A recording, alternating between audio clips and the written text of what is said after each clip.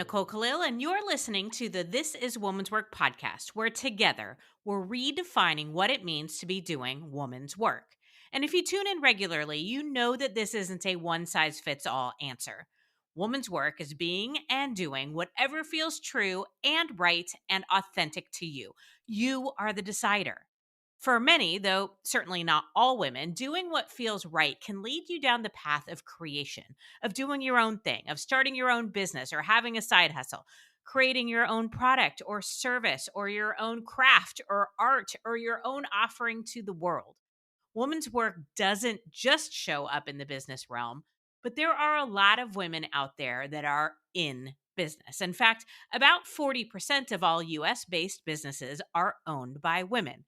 And these businesses employ around 10 million workers. And as it stands today, women are more likely to start a business than men are, which makes you brave. I mean, regardless of gender, anybody who starts a business is brave because running a business in any form and at any scale is hard. Each and every stage has its own challenges. So while the startup phase is pretty freaking scary, I work with enough business owners to know that the challenges do not end there. And I've been in business long enough myself to know that the challenges only evolve, they don't disappear. I've had the opportunity to work with different genders over my career, though the first 15 years were mostly with men, and the last 10 years has mostly been with women. So I can tell you that there are many of the same struggles across the board, but I have noticed a few differences, some nuances in how women approach their business. And many of those differences are good and very productive, but a few of them are not so much. One of those not so great nuances is not compartmentalizing. More specifically, many of the women that I talk to have a hard time running their business or even thinking of their business as a business, and they too often blend everything together. Yes, in their minds, but also with their time and their finances and their decision making, hiring, managing, firing employees, making investments, and so much more. Said another way, rather than having their business be a separate entity, they mesh it together with their identity, their personal decisions and finances, their family time and schedule, and so much more. I've heard it sound something like this. I want to hire a new employee, but I can't because the roof on our home needs to be fixed. Or I'd like to invest in this amazing website, but I don't have the money because everything I make goes right into our personal bank account and gets spent. Or I didn't get my work priorities done today because I spent an hour of my workday talking to my sister, my mom, my friend, or fill in the blank of someone in your personal life reaching out in the middle of your workday and you answering out of obligation or guilt instead of prioritization or desire. Or it could sound like I've partnered with a friend on a project and they're not pulling their weight. But rather than having a conversation or renegotiating, I'm going to do all the work and only make half the income because I'm afraid that pointing it out will damage our relationship. Or I'm having a hard time collecting payment from a client and I feel really awkward or uncomfortable about it. But I didn't have them sign a contract because it's someone I know from the PTA or whatever. I could fill this entire episode with examples of ways that we are not thinking or acting like a business owner when we're doing business. And when it comes to making business decisions, universally, this is regardless of gender, the most common thing I hear, the most common argument against making that best decision or even getting things set up in the right way for your business is I don't have the money. And trust me, I get it.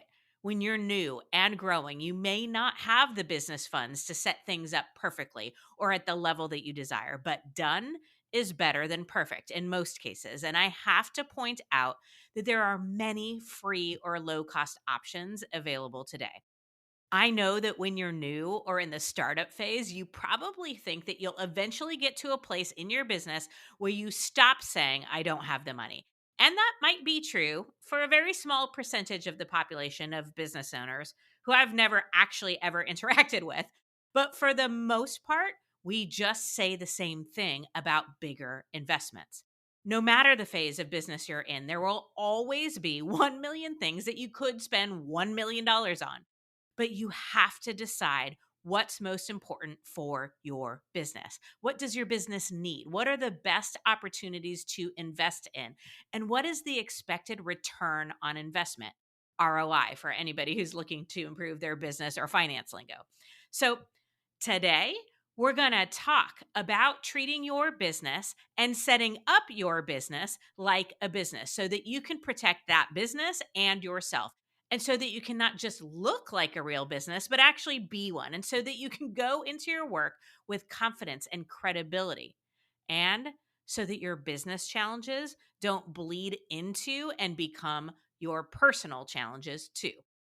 As is always the case when we talk about things like this, I am not immune from challenges. I've made business decisions for personal reasons. I've said yes to things that I should have said no to, and no to things that should have been a yes. I have said I don't have the money. In fact, I said that this week. So I am not immune. And most of what I've learned from my own experience. So before I dive in, I must acknowledge that starting and running a business can be really overwhelming. The to do list seems like it's never ending. It can be scary and it can be frustrating. And I am not suggesting that we don't or shouldn't invest ourselves fully into it or that it doesn't feel personal at times. I am suggesting, though, that we don't drag our personal shit into our business or carry our business discouragements to the dinner table, as an example. I'm also suggesting that your personal accounts don't get instant gratification from your business wins and that your business P&L isn't impacted by your love of amazing shoes or epic vacations. Okay, so why am I talking about all of this? Well, it's the beginning of April, which is Financial Literacy Month. So I'm going to focus the conversation today on business finances. Also, because it's one of the small handful of things I did do well when I started my business, and I continue to do mostly well to this day. And lastly, it's the thing that I hear most business owners, most women in business struggling with the most. So, my background is in finance. I worked at a Fortune 100 financial planning company for about 15 years. And while I am not a financial advisor, I did learn enough to be dangerous. Having said that, and as kind of a disclaimer, anything that I share today should be run past your financial advisor to make sure it's a good idea for you because there is no one size fits all financial solution. And there are really great options out there for no cost and low cost planning if you're just getting started. So now that I got that disclaimer out of the way, let's talk business finance. Starting with that first phase, which for most businesses happens kind of in your own mind. It's this idea, your passion, your vision, or hope for what your potential business could be. For many people, it never gets past this stage, but for those that it does, it typically involves somewhat of a initial discovery or testing phase. We're talking about some basic actions here. Doing some market research, talking to people who have successfully done something similar, creating a loose business plan, thinking about your initial product or service, picking a business name, even if it's not your forever name, thinking about how you'll structure your business, like whether it's just going to be you or you're doing something with a partner or a group of people, or if you will need help right away, or what type of startup resources or capital you might need. This stage is mostly about what's happening in your mind and in your conversations.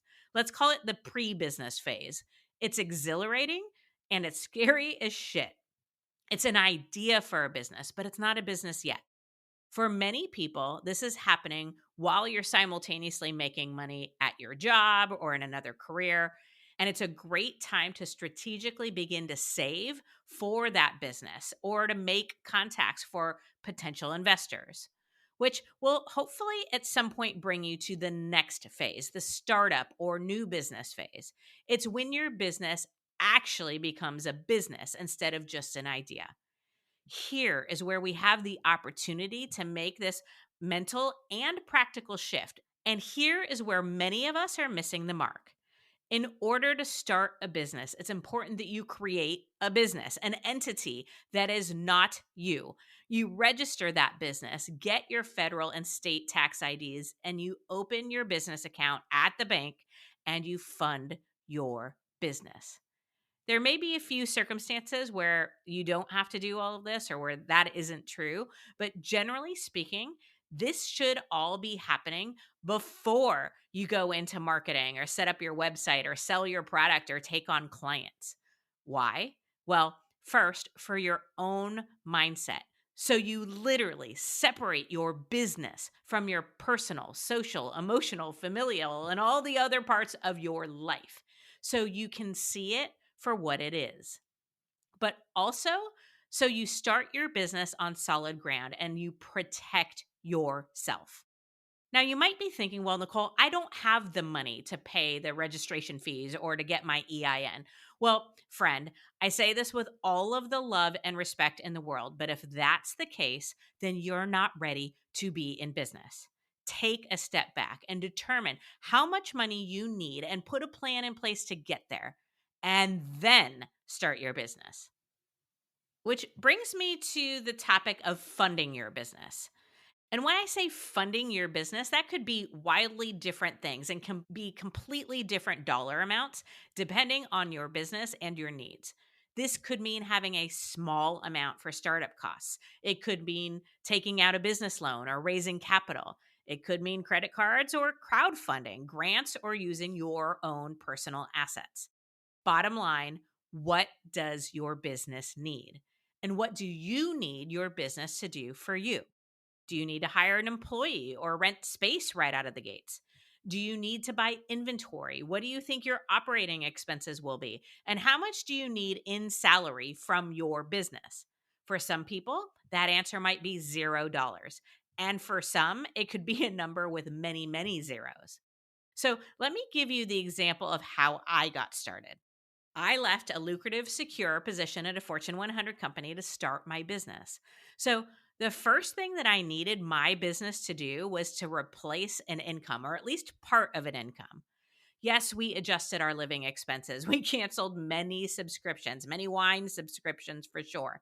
We scaled back and we cut unnecessary expenses so that I only needed to make about 30% of what I had been making, but I still needed my business to generate revenue and to pay me to pay our household an income.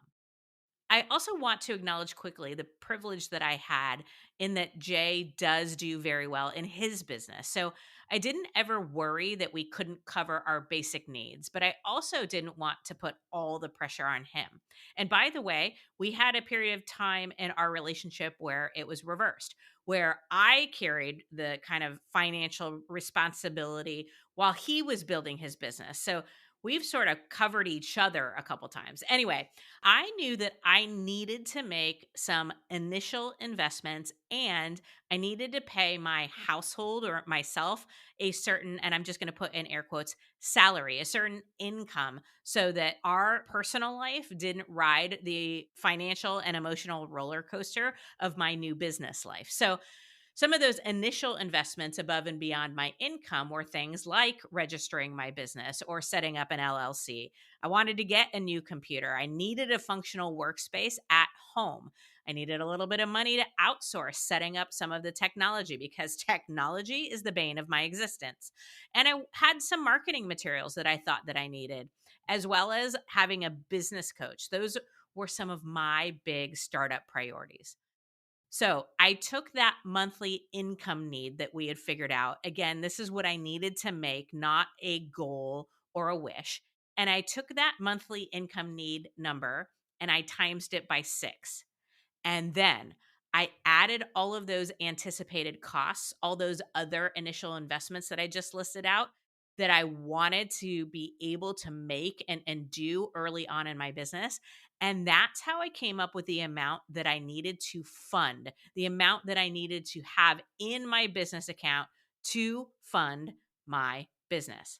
So, depending on who you ask, I've heard having anywhere from 3 months to 18 months of what you need to run your business, including what you need to pay yourself, is what you want in that business account when you get started.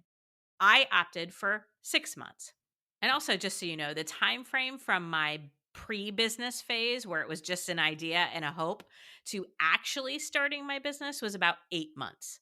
So when I started my business, when I entered that startup phase, I was registered. I had my business checking and savings account and 6 months worth of anticipated income and business expense needs in my business account. Now, I said we want to separate personal from business, but the way that I funded my business was initially from personal assets. I saved money from my personal side to start my business. And that was a decision that I made and a conversation that I had with Jay. And that might not be the way that you do it, but from the point I started my business, that is where everything became separate.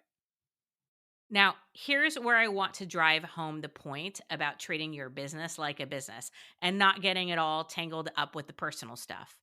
If I had a job, it would pay me a salary and we'd live our life based on that salary. If I got a bonus, it would not change our lifestyle. If I got a raise, we might make some lifestyle adjustments. So that's how I think about my income in my business. My business pays me a salary. My business back then paid me a starting salary. There were some months where I didn't make enough to cover that salary. So I needed to use some of those initial funds to make up the difference. But ultimately, what this did is it helped me feel like my family and all of our emotions didn't need to ride the roller coaster of being a new business owner with me. So, as an example, let's just use round numbers for me to make this point. Let's say I had $50,000 in my startup fund. I didn't, by the way. That would have been really nice.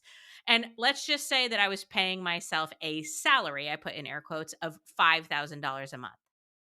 In that first month, maybe I made $500 in my brand new business, which got deposited directly into my business account. But my business account still paid my personal account $5,000 that month. It still paid my salary. So now let's say my business account has $45,500 in it. I took the $5,000 out to pay my salary, but I made $500. So that's what's left in my account after that first month. Let's say the next month I make $2,500. I'd still pay myself $5,000 and now I have $43,000 in that account.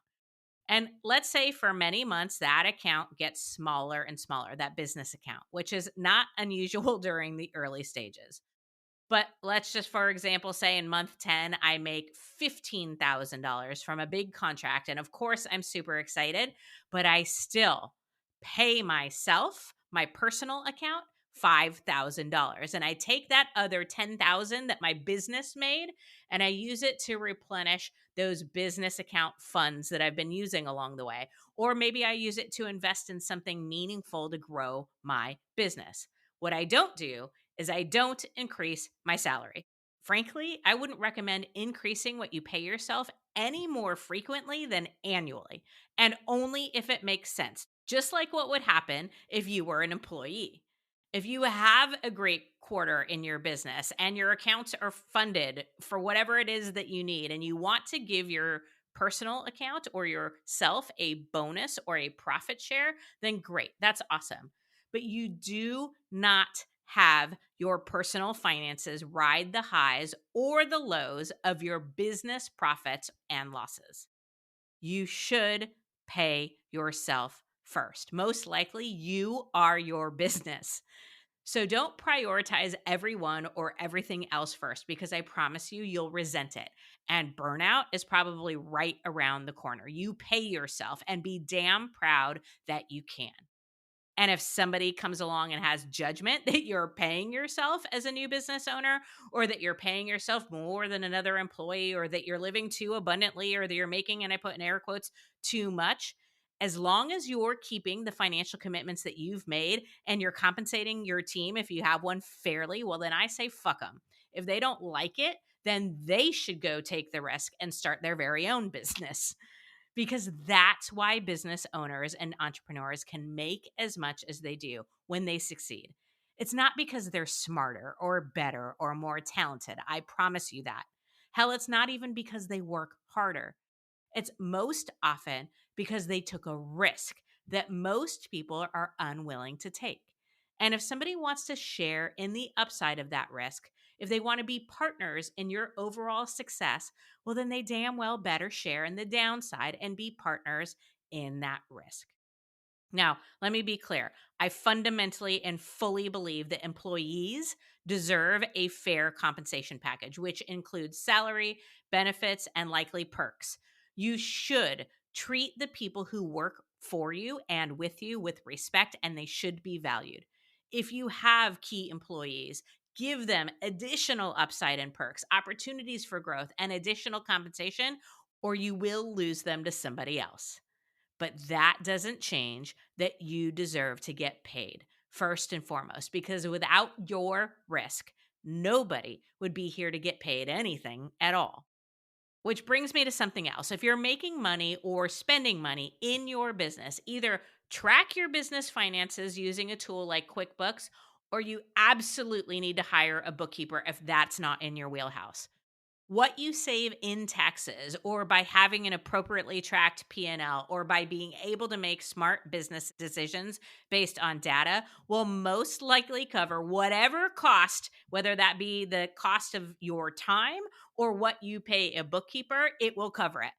Plus, having that data so you can make knowledgeable and effective business decisions based on real information that instead of just your feelings is invaluable in and of itself. When it comes to business finances, it's always great to have three people in your corner: your bookkeeper, even if that's you handling the books, your CPA, who's focused mostly on taxes, and your financial advisor, who's hopefully helping you achieve and strategize for your future goals. More often than not, these three people are focused on different things that intersect, but you need all three. I'm not suggesting that you turn over your finances to any of those people, but that you leverage them to help you understand, to help you make decisions, and to monitor your business financial position. And a quick note to make sure you're setting aside money as you make money for taxes. For the love of God, pay attention to those tax payments. They can absolutely creep up on you. And I promise you, you do not want the stress of having to deal with the IRS. So, the last point I want to make here is that you should be reviewing your business finances at least monthly at a minimum, probably more frequently when you're new, but also don't do it every day or else it'll freak you the fuck out. And when you do have a bit of a handle on those business finances, begin to consider what are the best places for you to invest for your growth. I've personally never had a hard time with the investing part. I've taken some pretty big risks along the way. But where I have made some big mistakes is in investing in things because I thought I was, and I put in air quotes, supposed to. I thought I should because I saw other people investing in them. I also sometimes fall into the trap of investing in things because I want to without taking a step back or having a clear plan for how I want those investments to grow my business versus just like fingers and toes crossed, hoping that they will. I think a topic for another day, and one that I am hoping to cover in a future episode, and another one of those things that I've noticed is nuanced for women in business, is our feelings, or maybe more appropriately, our fear around debt. Most businesses have leveraged and will leverage debt at one time or another. And part of that will likely include creating a new relationship with debt. I can tell you that I've had credit card debt as a business owner. I've borrowed money. I've took a business loan as a business owner. And I still continue to pay myself a salary during all of that because my business needed to leverage debt, but my family didn't. So the bottom line, and honestly, I probably could have just cut to the chase and said this: set up and keep your business finances separate from your personal ones. Do not allow your business to put your personal assets at risk, and don't allow your life to run your business. This is true whether or not you're single or married with kids or really anything else. Ultimately, when you make a business investment or if you pay a business expense, you pay it from your business account or you use your business credit card. If you're taking somebody out to lunch to ask them questions about growing your business, or if you're buying ink for your printer, or taking an Uber to a business event, or hiring somebody to help you build your website, that is a business expense and it gets paid by your business account. Buying a plane ticket for a vacation and you want the miles, well, then get a personal credit card with good travel perks. But don't commingle your accounts. So that's a little bit about the structure of your business finances, but I have to talk about another part of business and money, and that is you getting paid for your work. First and foremost, you have to determine what your rates or your price will be. And I know that that's hard, but you decide what your product or service is worth, and then you test it out with the market. I've found that it can be helpful to look at what other companies charge as a starting point or as a range, but I never determine what I charge solely on what other people are doing. And there are formulas and strategies to figure this out. And you're welcome to join my community to learn more about a few upcoming business retreats. I call them beehives. If you're looking for some support with all of this, because I find that most women undervalue and don't charge what they could be charging. In fact, a retreat can often be a great investment with a great ROI because you come out with pricing strategies or ideas on how you can structure things differently that make you a ton more money. But bottom line, at the end of the day, you need to set your price, your fee, or your rate, and then determine before anybody ever asks you under what circumstances and to what point you'd be willing to negotiate. I know on any given day the four reasons that trigger my willingness to negotiate and to what amount I'll negotiate to for every single one of my offerings. And once you decide that, and you'll thank me for this later, think about and practice what it is that you will say when somebody asks if you'd be willing to do it for less, or whether or not you'll give them a discount, or if you'll do them some sort of big favor. So you're ready to handle it in a way that you feel good about. Because trust me when I say this, those conversations are coming. And a quick side note here, whether or not you're a business owner, can we please all stop saying that we're looking for something that's, and I put in air quotes, reasonably priced or that doesn't cost an arm and a leg? Nobody knows what the fuck that actually means. And you are not the decider of what is reasonable in somebody else's business or for somebody's other customers and clients. Neither am I. So say what it is that you're looking for and the range that you're willing to pay. As an example, I might say, does anybody know of a photographer that specializes in brand shoots that is willing to do it for around $500? And maybe even show a couple of examples of the types of photos I might want. Or if you reach out to somebody and they share their fee and it's above what you're looking to spend, ask if it's negotiable. Don't say, oh my God, I can't believe you charge that much.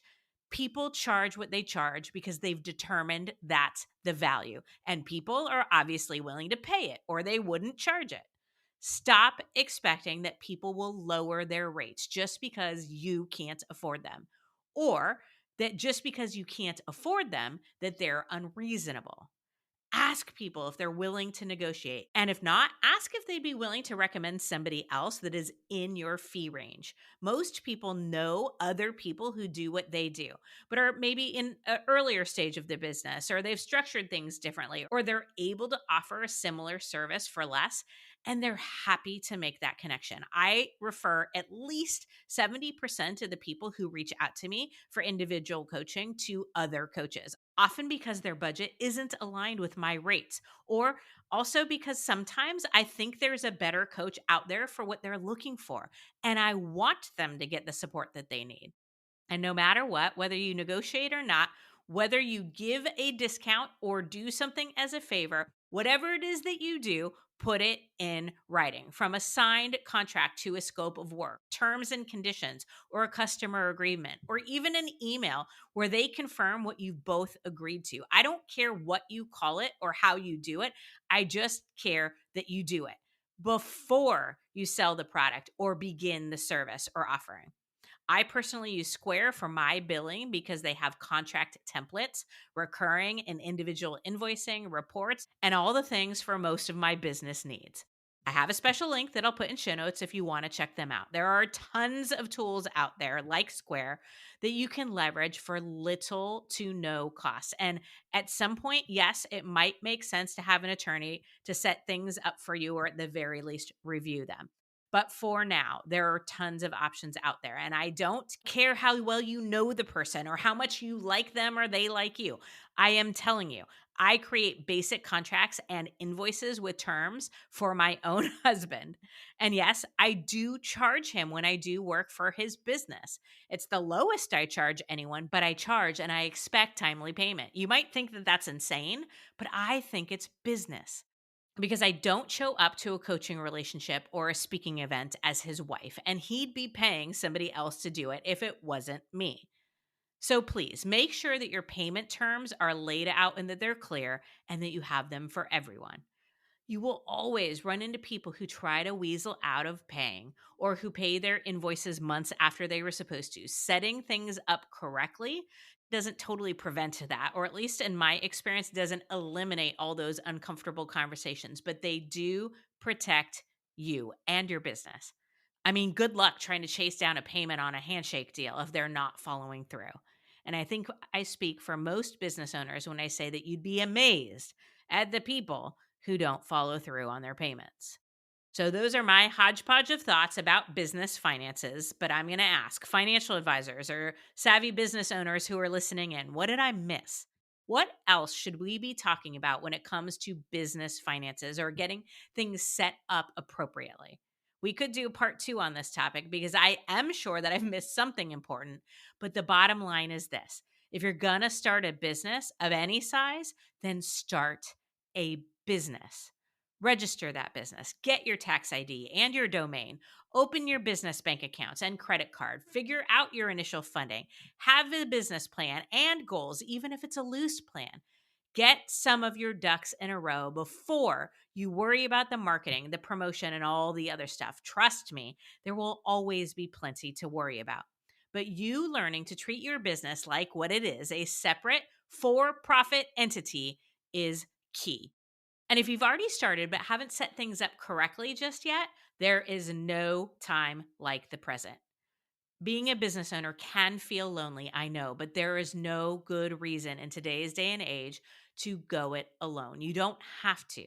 And if you're feeling alone, join me and other exceptional women for our Beehive business retreats. You'll come out buzzing, I promise. As the quote says, treat your business like a business and it'll pay you like one. Treat your business like a hobby and it'll cost you like one. Know your value. Find your people. Impact greatly and protect fiercely. All of that is woman's work.